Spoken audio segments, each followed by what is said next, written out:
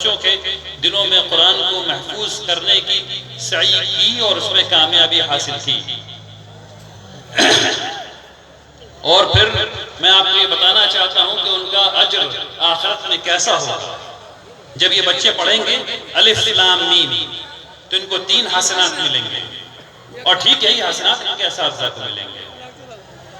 اب ایک استاذ نے جتنے کو پڑھایا اب وہ پورے رمضان میں تراویح سنائیں گے، اور جتنا ثواب ان کو ملنا ہے اتنا ثواب استاذ کو ملنا ہے، اور وہ جس کو سکھائیں گے ان کا ثواب ان کے استاذ کو ملنا ہے۔ اس بات کو سمجھیے، قرآن پڑھنا اور پڑھانا سب سے بہترین لوگوں کا۔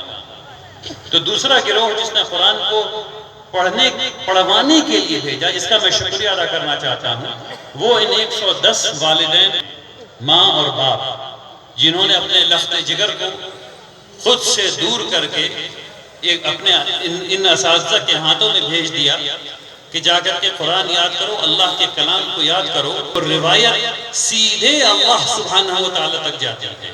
ہم سب لوگ یہ جانتے ہیں کہ بخاری شریف کی سند محمد الرسول اللہ صلی اللہ علیہ وسلم تک جاتی ہے، پہنچتی ہے، اور پھر وہاں سے اوپر جاتی ہے۔ سیدھے سند جو جاتی ہے وہ سیدھے اللہ سبحانہ و تعالیٰ تک جاتی ہے۔ وزن کو محسوس کیجئے کہ ان بچوں نے کتنا بڑا کام کر لیا ہے۔ وہ چیز جو اللہ کی جانب سے چلی تھی وہ ان کے سینوں میں محفوظ ہے۔ والدین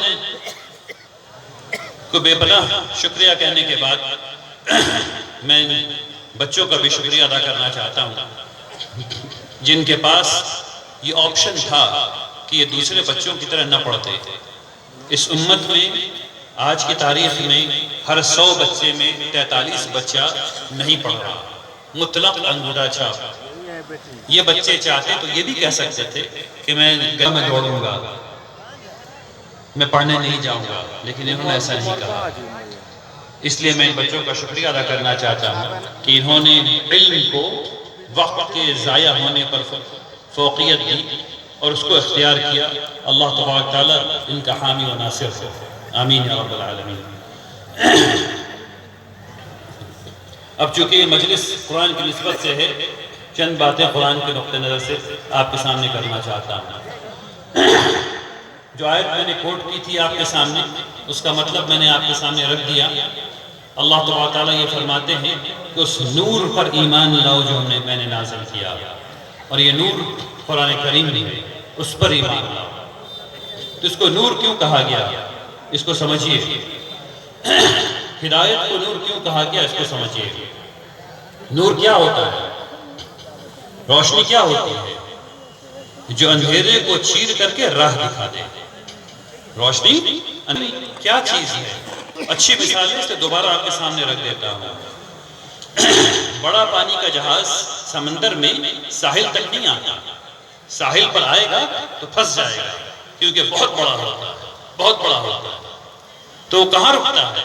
وہ سمندر میں ہی رکتا ہے۔ وہ خالی کیسے کیا جاتا ہے؟ دوسرے چھوٹے پانی کے جہاز جاتے ہیں، اس سے سامان اتارتے ہیں، پھر ساحل پر لاتے ہیں، لیکن وہ سمندر میں رکا رہتا ہے۔ تو وہ جب جوار بھاٹا آتی ہے سمندر میں تو وہ بہہ کیوں نہیں جاتا؟ کبھی سوچا اس کے بارے میں کہ سمندر میں پانی کا بڑا بڑا جہاز سمندر میں 1 میل دور 2 میل دور پانی میں کھڑا کیسے رہتا ہے؟ وہ اس لیے کھڑا رہتا ہے کیونکہ اس کو لنگر ڈالا جاتا ہے، اور بڑے جہاز جو لنگر کی چین ہوتی ہے وہ اتنی موٹی ہوتی ہے، بلا مبالغہ اتنی موٹی چین ہوتی ہے لوہے کی، اور لنگر جو ہے وہ پتہ نہیں کتنا بڑا ہوتا ہے۔ پتہ ہے کہ ایمان بڑھتا ہے اور گھٹتا ہے، اور ہمارے ایمان کو یعنی ایمان جو ہے وہ دنیا کے سمندر میں جب ہچکولے لیتا ہے تو ہمارا لنگر کیا ہے؟ ہمیں کون اپنی جگہ پہ قائم رکھتا ہے؟ وہ اللہ کا معجزہ ہے، وہ یہ قرآن ہے۔ اللہ کا معجزہ ہے یہ قرآن ہے۔ بچوں کو قرآن پڑھاتے ہیں، اس لیے بڑے قرآن پڑھتے ہیں، اس لیے آپ قرآن پڑھتے ہیں۔